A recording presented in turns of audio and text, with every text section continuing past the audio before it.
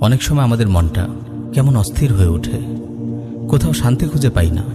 কষ্টগুলো এসে আমাদের বুকে হাহাকার করে, অন্তরের জগৎটাকে খুব ফাঁকা ফাঁকা লাগে, নিজেদের খুব একা একা মনে হয়।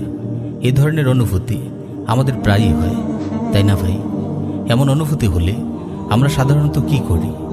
অনেক অবুঝ ভাই তখন বন্ধুদের খুঁজে বেড়ান আড্ডা দেওয়ার জন্য।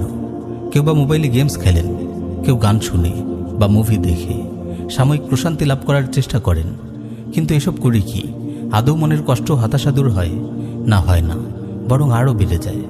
প্রিয় ভাই, আমাদের হাসিগুলো কৃত্রিম হাসি, আমাদের খুশিগুলো লোক দেখানো। আমরা আসলে মন থেকে হাসতে পারি না। ফেসবুকে হাসি মাখা ছবি পোস্ট করার জন্য আমরা জোর করে হাসি।